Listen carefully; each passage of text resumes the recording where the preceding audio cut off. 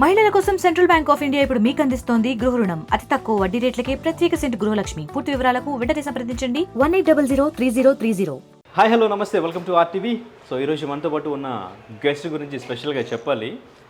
నిజంగా తను ఈ మధ్యకాలంలో బాగా ఫేమస్ అయిన తర్వాత చాలా మీమ్స్ కూడా ఒక ఇష్యూలో గేమ్ చేంజర్ అని కూడా వచ్చింది. తర్వాత మగజాతి ఆణిముత్యం అని కూడా చాలా హైలైట్ చేశారు. నెక్స్ట్ కట్ చేస్తే బిగ్ బాస్ హౌస్ అండ్ ఇంకా మళ్ళీ నెక్స్ట్ కట్ చేస్తే ఎలిమినేట్ అయ్యి మన ముందుకు వచ్చేసారు శేఖర్ భాష. ఈ పేరు ఈ మధ్యన బాగా వినిపిస్తూ ఉంది, ఎక్కడ చూసినా మీమ్స్లో కూడా కనిపిస్తూ చాలా చాలా ఫేమస్ అయిపోయారు. Hi, first of all congratulations. So ఎలా ఉన్నారు మీ బాబు? అది తర్వాత ఎలిమినేట్ అయ్యారు, తర్వాత ఎలివేట్ అయ్యారు. ఫాదర్ అయ్యాం. ఓకే, సో తెలుగులో ఫాదర్ అయ్యాం, ఇంగ్లీష్లో ఐఎమ్ ఫాదర్. ఓకే. ఏంటి కానీ మీరు బయటికి రావడానికి చాలా ఎంటర్టైన్ చేస్తున్నారు. మీ జోక్స్ అన్నీ కూడా అంటే కొన్ని జోక్స్ కొంచెం టైం తీసుకున్నా అర్థం అవుతుంటాయి. సో బట్ ఈ జోక్స్ వల్ల ఎంటర్టైన్ చేస్తున్నారు. బిఫోర్ సీజన్తో కంపేర్ చేస్తే బోలే షావలి ఉండేవారు కదా, సో ఆయనతో కంపేర్ చేస్తూ ఆయనలాగా ఈయన కూడా ఇప్పుడు ఈ సీజన్లో ఎంటర్టైన్ చేస్తున్నారు.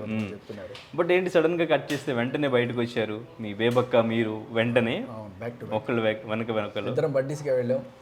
కొంచెం డిస్టెన్స్లో 1 వీక్ డిస్టెన్స్లో వచ్చేసాం.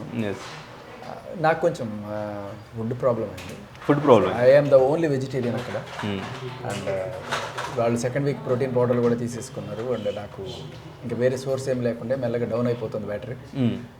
దానికి తోడు సరే ఇంకా ఫ్యూచర్లో ఇలాగే ఉంటే మన పెర్ఫార్మెన్స్ పోద్ది, జనాలు తిట్టుకుంటారు, ఏదో మంచిగా బతికి మంచిగా పోవడమే బెటర్ కదా. అండ్ బిగ్ బాస్ కూడా అవకాశాలు పెద్ద ఎక్కువ కల్పించట్లేదు. అంటే టాస్క్లో పెర్ఫామ్ చేయడానికి అన్నిటికీ కూడా మన పేరు రావట్లేదు. మేబీ ఆయనకి మన ఆట తీరు నచ్చలేదేమో అని చెప్పి మంచి టైం బాగానే ఉంది. మనకి ఎవరన్నా ఇంటికి వెళ్ళినప్పుడు బంధువులు ఇంటికి వెళ్తాం, వాళ్ళకి ఇష్టం లేదని తెలిస్తే అక్కడ కొంతమంది టెస్ట్ వేస్తారు. అలా టెస్ట్ వేసి తిట్టించుకోవడం కన్నా వచ్చేసి మంచిగా అనిపించుకోవడం బెటర్ అని వచ్చేసి. అంటే మీరుగా వచ్చారా, లేదంటే ఫేక్ ఎలిమినేషన్ జరిగిందా, ఏం జరిగింది? ఎలిమినేషన్ ఇప్పుడు మీరు గమనిస్తే బిగ్ బాస్ చేసిన ఎలిమినేషన్ కాదు, బిగ్ బాస్ హౌస్ మేట్స్కి ఛాన్స్ ఇచ్చారు. బట్ హౌస్ మేట్స్ తీసుకున్న డెసిషన్. హౌస్ మేట్స్కి ఎవరు కూడా బిగ్ బాస్ అయితే చెప్పలా, నేనైతే రిక్వెస్ట్ చేసుకున్నాను నేను వెళ్ళాలనుంది ఓకే అని చెప్పి. ఓకే, మీరే రిక్వెస్ట్ చేసుకున్నారు వెళ్ళాలనుంది, బయటికి వెళ్ళాలని. బట్ అంటే యాక్సెప్ట్ చేయడానికి ముందు మీకు తెలిసి ఉంటుంది బిగ్ బాస్ ఎట్లా ఉంటుంది అని చెప్పేసి, కంటెస్టెంట్స్ ఎంటర్ అయిన తర్వాత అక్కడ గేమ్ ఎట్లా ఉంటుంది. నేను చాలా క్లియర్గా చెప్పాను. బిగ్ బాస్కి వెళ్ళే ముందే నాకు 2 ఉన్నాయి ప్రాబ్లమ్స్ ఉన్నాయి. బిగ్ బాస్కి వెళ్ళడానికి మీకు ఏదైనా ప్రాబ్లం ఉందంటే నాకు 2 ప్రాబ్లమ్స్ ఉన్నాయండి. ఒకటి, మా ఆవిడ నెక్స్ట్ మంత్ డెలివరీ ఉంటుంది, వీలైతే ఒక్కరోజు నన్ను పంపించండి. This was my first request. కుదరదు అన్నారు. సరే ఓకే, మీరైనా సరే నా బిడ్డను చూపించడానికి తీసుకొస్తారంటే యా, వాళ్ళకు కూడా కాస్త ఒక ఎమోషనల్ క్వశ్చన్లో వర్కౌట్ అవుతుంది కదా. ఓకే, అడిగాను, దట్ విల్ ట్రై అన్నారు. ఇది ఫస్ట్. సెకండ్ది అక్కడే చెప్పాను వెళ్ళే ముందు చాలా clear, I'm a pure vegetarian అండి, ఇంకా వీగన్. సో నాకు vitamin deficiency, B12 deficiency and protein, ఈ డెఫిషియన్సీస్ రాకుండా can I take vitamin tablets and protein powder అంటే అయ్యా అందరూ తెచ్చుకుంటారు, మీరు కూడా తెచ్చుకోండి, నో ప్రాబ్లం. సో 1 వీక్ వరకు ఉండింది. 1 వీక్ తర్వాత తీసుకెళ్ళిపోయారు ఏదో టాస్క్ అని చెప్పి. సో వాళ్ళు మాటను తప్పారు. బిగ్ బాస్కి వెళ్ళే ముందు మీకు తెలీదా అంటే ఖచ్చితంగా నేను మాట్లాడుకొని వెళ్ళాను, ఇవి నాకు కంపల్సరీ అని. ఓకే, సో వాళ్ళు తీసుకున్నారు, వాళ్ళు వెనక్కి తీసుకున్నారు మాట, నేను వెనక్కి తీసుకోవాల్సి వచ్చింది. ఓకే. అంటే బిగ్ బాస్ మీరు బయట నుంచి చూసినప్పుడు అండ్ ఇంకా హౌస్లోకి వెళ్ళిన తర్వాత మీరు అనుకున్నది ఏది అక్కడ కరెక్ట్గా లేదు, లేదంటే స్క్రిప్టెడ్గా ఉంది, ఇది జెన్యూన్ లేదు అని ఏమైనా అనిపించిందా మీకు ఎక్కడైనా? అలాంటిది ఏమి లేదు. ఏం చేసుకున్నా వీళ్ళే మనం చేద్దాం అని చెప్పి అనుకోని చేయడం తప్ప, వాళ్ళు నిజంగానే ఉండొచ్చేమో తప్ప, ఎక్కడ బిగ్ బాస్ మనకి ఇది చెయ్యి టాస్క్లు ఇస్తారు, దీంట్లో పార్టిసిపేట్ చేయండి తప్ప ఇదిగో ఇలా మాట్లాడు ఇదిగో శేఖర్ భాషని ఎలిమినేట్ చేయి ఇట్లాంటి మాటలు ఆయన ఇప్పుడు చెప్పడం. Okay, right. సో కానీ కంటెస్టెంట్గా మిమ్మల్ని పిక్ చేసుకోవడానికి రీజన్ ఏంటి, అది మీకు తెలుసా? మేబీ మనం ఆ టైంలో కొంచెం వైరల్ ఉన్నాం, జనాల నోళ్ళలో ఉంటున్నాం, అందుకని పిలిచుండొచ్చు. ఓకే, ఆ ఇష్యూని మీరు యూస్ చేసుకుని బిగ్ బాస్ హౌస్లోకి వెళ్ళారా? ఆ ఇష్యూ వల్ల పాపులారిటీ వచ్చింది, దానివల్ల వాళ్ళు పిలిచారు, ఖచ్చితంగా అది నిజం. నేను దానికోసం వెళ్ళాను. కాకపోతే దానికోసం నేను ఈ ఇష్యూ చేయలేదు. ఈ ఇష్యూ వల్ల వచ్చిన పాపులారిటీ యూజ్ అయ్యింది గ్యారంటీగా. ఓకే, మరి సడన్గా మీకు ఆఫర్ వచ్చింది, ఇక్కడ బయట మీరుంటేనే ఆ ఇష్యూకి సంబంధించిన ఇన్ఫర్మేషన్ అంతా బయటికి రావడం, మాట్లాడడానికి ఆయనకి సపోర్ట్గా రాజ్ తరుణ్ కూడా మీరే నిలబడ్డారు. హౌస్లోకి వెళ్ళిపోతున్నప్పుడు మరి అంటే మేబీ ఎక్కువ రోజులు ఉండొచ్చు మీరు, సో అప్పుడు ఈ ఇష్యూ వదిలేద్దాం అనుకున్నారా ఇంకా? అప్పుడు సరదాగా మాట్లాడుకున్నాం కూడా, రాజ్ తరుణ్ మళ్ళీ నీకేమైనా అయితే ఏదైనా ఒక దీపావళి టపాకే గట్టిగా పైన పేల్చు, కోటి రెడ్డి అని చెప్పి నేను ఏదో ఒకటి చేసి వచ్చేస్తాను నేను సరదాగా మాట్లాడుకున్నాను. కానీ అవి 3 నెలలు ఉందామని వెళ్ళాను అండ్ ధైర్యంగా వెళ్ళాను. ఎందుకంటే బెయిల్ వచ్చేసింది, that is the big achievement. చాలా క్లియర్గా మనం ప్రొవైడ్ చేసిన డాక్యుమెంట్స్ వల్ల. ఇంకా మిగతా ఏమైనా ఉంటే చిల్లర గొడవలు తప్ప దాని గురించి ఇంకేలేదు. మీరు కూడా వదిలేశారు కదా. ఓకే, సో ఇంకేం లేదు అక్కడ, ఊరికే క్లోజ్ అయిపోయినట్టేనా? ఇరువైపులా క్లోజ్ అయిపోయినట్టు. క్లోజులు ఇంకా నా బల్పం తీసుకున్నావు, నా పెన్సిల్ తీసుకున్నావు, నువ్వు అప్పుడు అలా చేసావు, నువ్వు ఇప్పుడు అనుకుంటే అనుకోండి. ఇప్పుడు దానివల్ల వచ్చే నష్టమేం లేదు. కోర్టులో ఉంది, వాళ్ళు తెలిసినప్పుడు తెలుస్తుంది. నాకు తెలిసి అది అంటే సడన్గా సైలెంట్ అయిపోవడానికి ఏంటి రీజన్? సైలెంట్ ఏం లేదండి. ఎప్పుడైతే ఆ బెయిల్ వచ్చేసిందో that is itself is finished. ఇంకా తర్వాత కోర్టులో ఎప్పుడో ఈ 3 నెలలకో 6 నెలలకో సంవత్సరానికి ఎప్పుడు వస్తుంది. అప్పటిదాకా మనం రోజు డిబేట్లు పెట్టుకుంటూ కూర్చోలేం కదా. అది వచ్చినప్పుడు కోర్టు వస్తుంది, ఆ టైంలో మనం ఏమైనా మాట్లాడాల్సి వస్తే మాట్లాడాల్సి రావచ్చు తప్ప దాని గురించి ఇంకా రోజంతా మనం డిబేట్లు పెట్టుకునే అవసరం లేదు. ఇంకా వాళ్ళు చేయగలిగేది కూడా ఏమి లేదు, ఇటు సైడు అటు సైడు కూడా. అవి వచ్చినప్పుడు కోర్టులోకి వెళ్ళి మాట్లాడడం, ఆ టైంలో ఏమైనా స్ట్రాంగ్ ఎవిడెన్స్ ఉంటే మనం సబ్మిట్ చేస్తాం. ఓకే, కానీ స్టార్టింగ్ మీరు ఈ కేసులోకి ఎంటర్ అవ్వడానికి రీజన్ ఏంటి? మీరు ఈ కేసులో మగజాతి ఆణిముత్యంలాగా పోర్ట్రేట్ అవ్వడానికి? అలా ఏం లేదండి. ఇట్లాగే మీడియాలో ఒకళ్ళు నన్ను ఇంటర్వ్యూ చేస్తూ అడిగారు ఏంటి ఇవాళ వచ్చారు కొంతమంది జానీ మాస్టర్కి సంబంధించి మీరేమనుకుంటున్నారు. నేను ఏదో మాట్లాడినప్పుడు ఇంకా తర్వాత 4-5 తర్వాత ఈ ఇష్యూ చాలా పర్సనల్గా తీసుకుని ఎవిడెన్స్ అన్ని కలెక్ట్ చేసి రాజ్ తరుణ్ వైపు స్టాండర్డ్గా మీరు గట్టిగా నిలబడి ఆయన వైపు నుంచి ఆయన ఏదైతే చెప్పాలనుకుంటున్నారో మీరే చెప్పారు మొత్తం. ఆయనకి చెప్పేంత నోరు కూడా లేదండి బాబు. ఆయన విపరీతమైన మెతక మనిషి. ఆయన చెప్పేది నేను చెప్పడం కానీ నేను చెప్పేది ఆయన ఎప్పుడు చెప్పండి. మీరు ఎందుకు ఇన్వాల్వ్ అయ్యారు అసలు? ఇన్వాల్వ్ అవడం ఏం లేదండి. ఇప్పుడు ఇట్లాగే ఇప్పుడు ఎట్లాగే నేను చెప్తున్నాను కదా, జానీ మాస్టర్ గురించి ఎలా అడిగారో అప్పట్లో ఆయన గురించి అడిగినప్పుడు నేను ముందుకొచ్చి చెప్పడం, చెప్పిన తర్వాత నాకున్న సోర్సెస్ ఎవరంటే అవుట్ ఆఫ్ ఇంట్రెస్ట్. ఇప్పుడు మీరు జర్నలిస్ట్, ఓకే వీళ్ళు ఇట్లా అన్నారు, ఇప్పుడు మీకు ఏదైనా సోర్స్ తెలిసిన వాళ్ళు అనుకోండి, మీరు ఏం చేస్తారు, నిజమా కాదని చెప్పి అట్లీస్ట్ ఒక ఆ జర్నలిస్ట్ కోణం ఉంటుంది కదా మనలో, అది ఇన్వెస్టిగేట్ చేయడానికి చూస్తాడు. ఓకే, నేను అలాగే చూసినప్పుడు నాకు కొన్ని విషయాలు తెలిసినా నేను మీడియా ముందు పెట్టాను. సో వాళ్ళు ఏం చేసుకున్నారు, ఓహో నన్ను టార్గెట్ చేయడానికి వచ్చారు, నన్ను పర్సనల్గా టార్గెట్ చేయడానికి వచ్చారు. ఓకే, సో అది ఇంకా పెద్దదైంది, చిలికి గాలివాన్ అయింది. సో సరే నువ్వు చూపించాలంటే నేను చూపించి ఇంకా ఇంకా ఇంకా ఇంకా ఎవిడెన్స్. ఇప్పుడు బెయిల్ వచ్చేసి మీరు చాలా డీప్గా డీటెయిల్డ్గా ఇన్వెస్టిగేషన్ చేశారు, ఆ ప్రూఫ్స్ ఆధారాలు సాక్షుల్ని కూడా మీడియా ముందుకు తీసుకొచ్చారు, చాలా గట్టిగా ప్రయత్నించారు. చేసేట్టు వాళ్ళు అంటే ఇప్పుడు ఏంటంటే ఇది అయిపోయిందమ్మా, ఇక్కడ ఎఫ్ఐఆర్ ఉంది, క్లియర్ కట్గా ఇది ఫేక్ కేసు అని చెప్పి నన్ను చూపించిన తర్వాత కూడా వాళ్ళు అవునో కాదో అని చెప్పడం కాకుండా నా పర్సనల్ లైఫ్లోకి వెళ్ళి నన్ను టార్గెట్ చేసి నా మీద కేసులు పెట్టి ఇలాంటివి చేసినప్పుడు ఇంక మనం చేతగాని వాళ్ళకి కూర్చోం కదా. ఓకే, వాళ్ళు ఇప్పుడు నేను రాజధాని కోసం పర్సనల్గా చేసిన వాళ్ళు నన్ను గెలుక్కొని వాసన చేశారు అంతే. Okay, right. ఇప్పుడు జానీ మాస్టర్ విషయం గురించి కూడా అందరూ అడుగుతున్నారు, మాట్లాడుతున్నాను. ఇలాగే ఇది కూడా స్టార్ట్ అయింది రాజధాని మ్యాటర్ కూడా అని చెప్తున్నారు. జానీ మాస్టర్ విషయంలో మీరు తీసుకుని ముందుకు వెళ్ళే అవకాశం ఏమైనా ఉందా? ప్రస్తుతానికి అయితే ఒక 1 రోజులు కొడుకుతో ఆడుకుందాం, తర్వాత చూద్దాం అనే ఉన్నాను. బట్ నేను కామ్గా ఉన్నా అనుకున్నా కూడా నాకు ఎక్కడెక్కడి నుంచో ఇన్పుట్లు వచ్చేస్తుంటాయి. ఇదిగో నువ్వు మాట్లాడుతున్నావు కదా, మాట్లాడి ఇదిగో నా దగ్గర ఉంది అని చెప్పి. ఇప్పుడు ఎలా అయిపోయిందంటే యుద్ధాన్ని వెతుకుంటే ఆయుధాలు అవే వస్తాయి అన్నట్టు నేను కామ్గా ఉన్నా కూడా ఏదో ఇన్పుట్లు వచ్చేస్తూ ఉన్నాయి నాకు అక్కడి నుంచి. లేదంటే మీరు చెప్పింది బిఫోర్ మనం ఇంటర్వ్యూ చేసినప్పుడు కూడా మీరు ప్రధాన మోటో ఏంటంటే అమ్మాయిలు ఇలా టార్గెట్ చేస్తున్నారు, అమ్మాయి ఏది చెప్పినా కానీ నమ్ముతున్నారు, కేసు వెంటనే ఫైల్ చేస్తున్నారు, ఇక్కడ అబ్బాయిలకు అన్యాయం జరుగుతుంది, అబ్బాయిల వైపు నిలబడాలి, మాట్లాడాలి, అది నాకు కూడా పర్సనల్గా నాకు జరిగింది అని చెప్పేసి మీరు ముందుకు వచ్చారు. దానికి ముందు ఇంకొక మాట కూడా చెప్పాను, ఎక్స్టార్షన్. ఈ సెక్షన్స్ యూజ్ చేసుకుని కేసు పెట్టి ఎక్స్టార్షన్ చేస్తున్నారు, ఇది చాలా పెద్ద ప్రాబ్లం. కానీ ఈ కేసులో జానీ మాస్టర్ కేసులో ఐ డోంట్ సీ ఎక్స్టార్షన్. ఆ అమ్మాయి అలాంటిది కాదు అనేది నాకు కొంచెం క్లోజ్ సోర్సెస్ ద్వారా తెలిసింది. అంటే చాలా మంచి అమ్మాయి అన్నట్టుగానే తెలిసింది. జానీ మాస్టర్ కూడా అటువంటి నాకేమీ ఇది లేదు. వాళ్ళిద్దరికి మధ్య ఏ గొడవ వచ్చిందో ఆ గొడవని వాళ్ళు ఇలా చేసుకున్నారేమో అనే ఒక డౌట్ నాకు ఉంది తప్ప ఈవిడ ఖచ్చితంగా ఎక్స్టార్షన్ కోసం చేస్తుందని అయితే నేను అనుకోవట్లేదు. బట్ మేబీ తెలుస్తుంది రేపు ఫ్యూచర్లో డీటెయిల్స్ వచ్చినప్పుడు. ఓకే, ఈ కేసు గురించి కూడా మీరు ఆల్రెడీ కొంచెం స్టడీ చేస్తారా? చేయట్లేదు, చెప్పేస్తున్నారు వచ్చి. ఓకే, ఇప్పుడు ఎట్లా ఉంటుందంటే ఇగో శేఖర్ ఉన్నాడు, వాడు వాడు వాడు వాడు వాడు అని చెప్తూ తోస్తున్నారు. సో చూడాలి మనకి వచ్చే డీటెయిల్స్ ఏమైనా జెన్యున్గా అనిపిస్తే ఇన్వాల్వ్ అవుతారు ఈ కేసులోకి, ఎవరికైనా న్యాయం జరిగేలాగా మీ వైపు నుంచి. ఆయన సైడ్ తప్పు లేదు అనిపిస్తే, తప్పు లేదు అంటే ఇన్ఫ్యాక్ట్ ఇప్పుడు కొట్టుకొని ఉండొచ్చు, లేకపోతే కొంత అప్పు తీసుకొని ఇవ్వకపోయి ఉండొచ్చు, ఆర్ఎల్స్ బూతులు తిట్టుకొని ఉండొచ్చు, ఆర్ పని ఆవిడ ఏదైనా ఎక్కడైనా వేరే చోటకి వెళ్ళి కొరియోగ్రాఫర్ చేస్తా అంటే అడ్డుపడి ఉండొచ్చు. సో ఏది చేస్తే అదే కేసు పెట్టాలి తప్ప 376 ఇస్ సంథింగ్ ఎల్స్. సో అది జరిగిందా లేకపోతే వేరే వాటి వల్ల ఈ సెక్షన్ పెట్టారా, అది జరిగితే మాత్రం ప్రాబ్లమే. సో ఆయన ఏ రకమైన ఇప్పుడు ఆవిడ కొట్టినా అది తప్పే, కానీ ఆవిడ కొట్టిన దానికి కొట్టినట్టు కేసు పెట్టు, 376 పెట్టడం కరెక్ట్ కాదు. సో మేబీ ఈ పాయింట్లో అయినా సరే నేను చూస్తాను, డీటెయిల్స్ చూసి దాన్ని బట్టి చెప్తాను.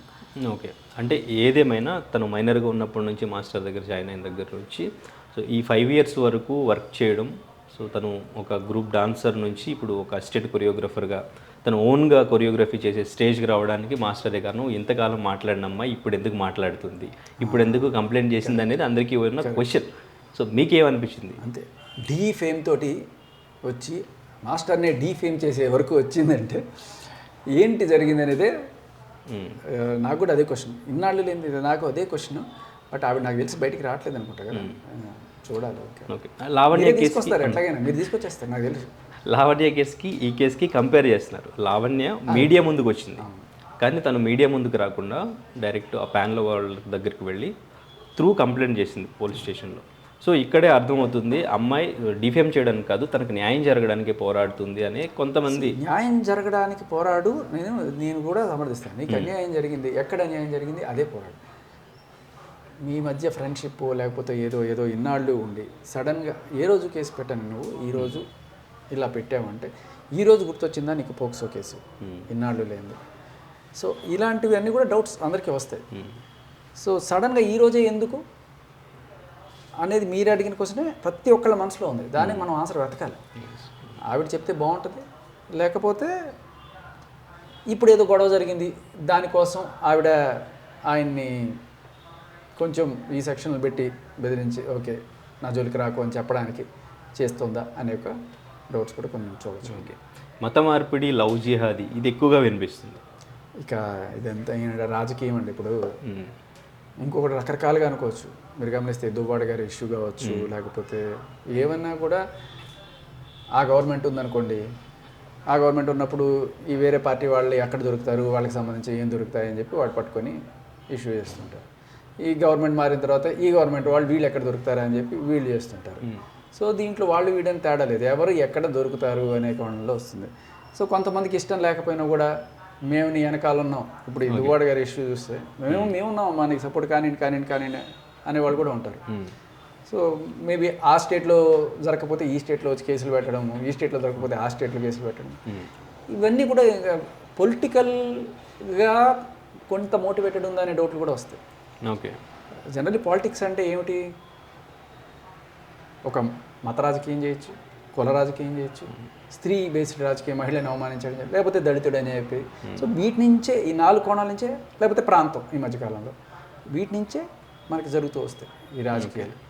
సో ఈ మధ్యకాలంలో స్త్రీని బేస్ చేసుకొని రాజకీయాలు ఎక్కువ అవుతున్నాయి. అది వాళ్ళు చేసినా వీళ్ళు చేసినా మనం చూస్తూనే ఉన్నాం. బట్ వీళ్ళు ఎవరు చేసినా, ఈ పార్టీ చేసినా ఆ పార్టీ చేసినా సెక్షన్స్ని మిస్యూజ్ చేయడం అనేది నా problem. Okay, so we don't know, will see. Okay, so డెఫినెట్గా ఒక 1 వీక్ తర్వాత అయినా కానీ మీరు కొంచెం ప్రాపర్గా ఇన్వెస్టిగేట్ చేసి మాట్లాడతారు మీడియా ముందు. నిజాలు ఏంటనేవి మీ వైపు నుంచి తెలిపే ప్రయత్నం అయితే చేస్తారు, ట్రై చేస్తాను. Okay, right. మీరు మాట ఇచ్చే షేర్ కానీ అనకండి, ట్రై చేస్తాను. Okay, sure. అండ్ ఇంకా బిగ్ బాస్ విషయానికి వస్తే హౌస్లోకి వెళ్ళిన తర్వాత వచ్చిన తర్వాత మీరు అక్కడ ఒక ఫ్యామిలీగా ఉన్నారు, ఒక ఫ్యామిలీ మెంబర్ లాగా ఉన్నారు ఒక 1 వీక్. సో ఏం నేర్చుకున్నారు అక్కడ? జనరల్గా అందరూ అడిగి ఉంటారు. Appearances can be deceptive. కనబడేదంతా నిజం కాదు. వ్యూవర్స్గా మీకా? వ్యూవర్స్ కాదు, అక్కడ నేను చూస్తున్న హౌస్ మేట్స్ కనబడే ఒక ముఖం వచ్చు, దాని వెనకాల ఇంకో ముఖం ఉండొచ్చు. అందరూ కాదు, కొంతమంది లైక్ వాళ్ళని చూసినప్పుడు నాకు అలా. వ్యూవర్స్ కూడా అంతేనా వాళ్ళ ఫేస్? వ్యూవర్స్కి చూపించే ఫేస్ ఒకటి, హౌస్ లోపల ఆఫ్ కెమెరా ఒక ఫేస్. ఖచ్చితంగా ఉంటుంది. ఎందుకంటే ఇప్పుడు మీరు ఇట్లా డల్గా ఉన్నప్పుడు కొంచెం ఇట్లా ఉన్నారనుకోండి, ఈ ఫేస్కి నేను సాడ్ మ్యూజిక్ వేస్తే ఒక రకమైన ఫీలింగ్ వస్తున్నాడు, ఈ ఫేస్కి వెనకాల డించి మ్యూజిక్ వేస్తే వీడు ఆనందపడుతున్నాడు అనేది వస్తుంది. ఓకే. సో ఉన్న హౌస్ మేట్స్లో డెఫినెట్గా టాప్ 5లో ఎవరుంటారని మీరు అనుకుంటున్నారు? నబీల్, ఓకే, నిఖిల్, నైనిక అంతా ఎంతోనే వస్తున్నారు. సో వేరే లెటర్ ట్రై చేద్దాం. Okay. Vishnupriya and Sita. Oh right. Winner డెఫినెట్గా వీళ్ళు అయ్యే ఛాన్స్ ఉందని ఎవరు అనుకుంటున్నారు? అయ్యే chance too early but okay చెప్పండి. అయ్యే ఛాన్స్ అని కానీ అయితే బాగుంటుంది అనుకునేది సీత. ఓకే. సీత ఎందుకంటే మన తెలుగింటి అమ్మాయిలాగా అనిపిస్తుంది. Okay right. So finally contestants గురించి 1 wordలో చెప్పండి. సో ఇప్పుడున్న contestants. Yashmi is very competitive, okay, sports spirit. అది కూడా చెప్పాను, నీ స్పిరిట్ ఇది, నా స్పిరిట్ ఇది. Yes, okay right. Nikhil very talented physically and అలాగే మంచి మేనేజర్ కూడా, ప్లాన్ని బాగా నడిపించగలడు. రైట్. అభయ్ మంచి ఫ్రెండ్లీ నేచర్, చక్కగా థింగ్స్ మేనేజ్ చేయగలడు, అందరితో కలుపుకోలుగా ఉంటాడు, కానీ తన గేమ్కి వచ్చినప్పుడు చాలా తెలివిగా ఆడతాడు. Okay. Prerana very naughty girl, very spontaneous, energetic, cute. Aditya safe player, కొన్నిసార్లు ఆయన మాటలు అర్థం కావు. ఓకే. అండ్ మంచి పనిమంతుడు. ఓకే. పనిమంతుడు అంటే ఇంటికి సంబంధించి ఏదైనా సరే టాస్క్లు మచ్చ లేకుండా మొత్తం చేసుకుంటాడు. ఓకే. సోనియా డ్యూయల్ ఫేస్, చూడడానికి చాలా ప్రశాంతంగా ఉంటుంది, కానీ లోపల ఎవరిని ఎలా ఎక్కడ ఇరికించాలి, ఎక్కడ వీళ్ళ తప్పు దొరుకుతుంది, వీళ్ళని ఎలా చెడ్డ చేయొచ్చు అనే ఆలోచనలు నాకు అనిపిస్తుంది అట్లా. ఓకే. కిరాక్ సీత మంచి పోరాట పటిమ ఉన్న లేడీ అండ్ స్ట్రైట్ ఫార్వర్డ్గా ఉంటుంది. ఓకే. మణికంఠ సెంటిమెంటల్ డ్రామా ఆడి జనాల దగ్గర సింపతి కొట్టి ఓట్లు కొంది, అలా వెళ్ళాలని చూస్తుంటాడు. ఓకే. పృథ్వీరాజ్ తొండాటకి ఫేమస్. సో ఎక్కువగా తన గ్లామరు, స్టైల్స్ ఇవి చూపించాలనుకుంటాడు, గేమ్లో తొండి ఎక్కువ ఉంటుంది. Okay. Vishnupriya very innocent, very energetic, okay, and flirting angle కూడా ఉంది. ఎవరిని? తన బడ్డీ ఓకే. చేస్తూ ఉంటుంది. Nainika very very talented, and అంటే తనని నేను అంతకుముందు చూడలేదు, కానీ ఫస్ట్ టైం తను అక్కడ డ్యాన్స్ పెర్ఫార్మెన్స్ ఇస్తే కళ్ళు చెదిరిపోయినాయి. సో తన డ్యాన్స్ అండ్ గేమింగ్ స్కిల్స్ కానీ చాలా బాగా ఆడుతుంది. వెరీ కామ్, అంత టాలెంట్ పెట్టుకుని అంత క్వైట్గా అన్నీ ఉన్నా కణుజమని ఉన్నట్టు చూడండి, ఆ type. Okay. Nabil is genuine player, friendly, point మాట్లాడతాడు, ఓకే, గోతులు తీయడు. రైట్. సూపర్. సో మళ్ళీ మీకు రీఎంట్రీ ఇవ్వాలి అని ఉందా? వెళ్ళాలి మళ్ళీ స్ట్రాంగ్గా మీకేమన్నా ఆడాలి నెక్స్ట్ టైం వెళ్ళి? అంటే మీరు వెళ్తే ఎంటర్టైన్ చేస్తారు, ఆ ఎంటర్టైన్మెంట్ అనేది కోరుకుంటున్నారు మీ ఫ్యాన్స్ అందరూ కూడా. సో మీకుందా వెళ్ళాలని? బికాస్ నేను ఉండలేక వచ్చేసాను అంటున్నాను. అదే ప్రొవైడెడ్ ఫుడ్ సరిగ్గా ఉంటే చాలు. Okay right. ఉంటే డెఫినెట్గా మళ్ళీ వెళ్ళి ఎంటర్టైన్ చేయడానికి అయితే రెడీ ఉన్నారు. Right. Thank you so much Shekhar Bhasha ji, మీరు మళ్ళీ రీఎంట్రీ ఇవ్వాలి. నేను 2 వారాలు వెళ్ళి వచ్చేటప్పటికి మీరు నా మీద భయంకట్టుకొని చిక్కిపోయారు అన్నట్టు మీ ఇన్స్పిరేషన్ తీసుకుని. Okay right. So anyways, nice talking to you. Thank you. All the very best. Thank you. మరిన్ని వీడియోస్ కోసం ఛానల్ ని సబ్స్క్రైబ్ చేయండి, లేటెస్ట్ అప్డేట్స్ కోసం వాట్సాప్ ఛానల్ ని ఫాలో చేయండి, అండ్ లింక్ డిస్క్రిప్షన్ లో ఉంది.